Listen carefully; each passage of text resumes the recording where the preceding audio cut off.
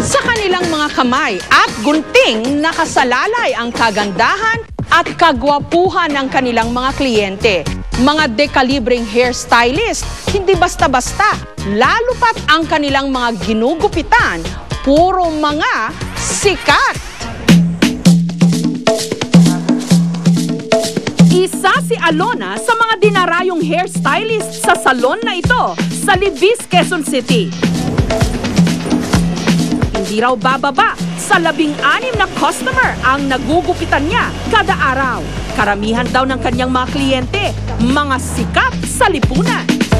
Kagaya na lang sa araw na ito, isang very important client ang kanyang inaasahan.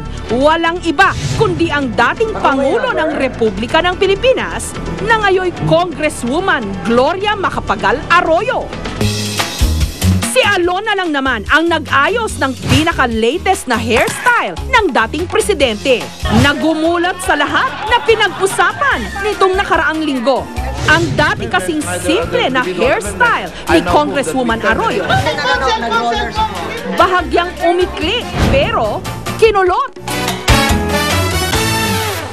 Yung unang ginawa ko siya, ang sabi niya, Alona, nagpapahaba ako ng hair. Nag-suggest po ako, nai-highlights ko siya, kukulayan ko siya, and then gugupitan ko siya. Ako po yung nag-suggest na yun ang magiging style niya. April last year, nasabi sa akin ni Ma'am Luli, si Ma'am Luli matagal ko na siyang kliyente, siguro mga 15 years na kaming magkakilala. Nasabi niya sa akin, sabi niya, Alona, pagbaba ni Mami sa Malacanang, sana ikaw na lang gagawa sa kanya. So far, nagustuhan naman niya. Ang kita raw ni Alona bilang hairstylist, maaari raw umabot ng 150,000 pesos kada buwan.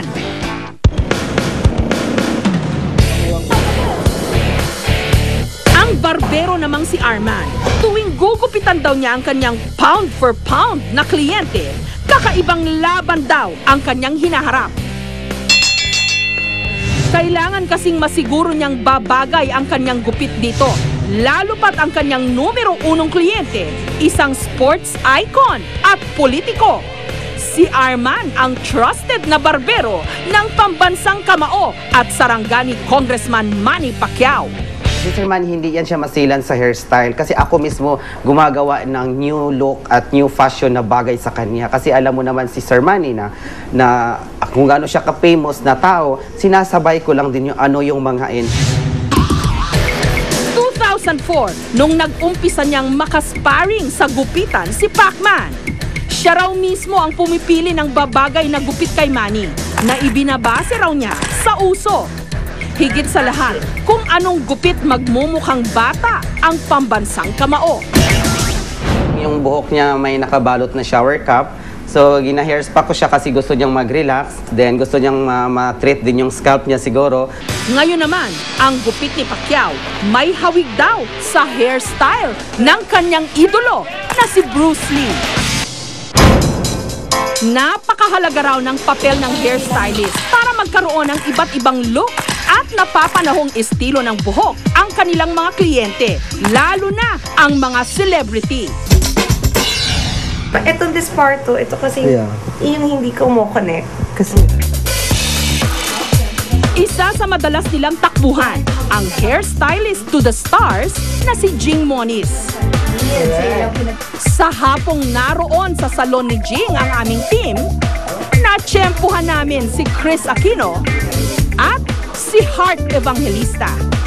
Humabol din si Daniel Matsunaga. Wow, is this her first time to Brazil? Nagsimula lang daw si Jing bilang taga-shampoo sa isang sikat na salon noong 1980s. Hanggang nakagupit na rin siya ng sarili niyang pangalan sa hairstyling. Actually, nag-start ako shampoo is, I was still high school student that time Kasi during that time, mahilig ako gumimik. So sabi ko, sige, I'll think of a way so I can enjoy my teenage life. At the same time, I can support myself. So nag-part-time job ako lang sa salon. And then from then, I was kind of enjoying it. So sabi ko, ay, okay to ah. Parang good money. Kasi tip pa lang buhay ka na eh. Ang kaibahan daw ng gupit ni Jing sa ibang mga hairstylist. I'm very personalized eh. Kasi inaalam ko muna yung kliyente ko. Yung anong personality niya, anong character niya, anong trabaho niya. And then before I cut, I base ko on their lifestyle. I'm doing a movie and then my concern was I didn't want the length to change, but I wanted it to be fuller, so Jing has a certain touch that he could do anything. Every time naman kay Jing nagugustuhan ko talaga eh. Kasi nagiget naman niya kung ano yung gusto ko. Tapos obedient naman siya pag sinabi mong Jing, sabi nung endorsement, kailangan ganun lang talaga puputulan. So mabait naman siya in that sense.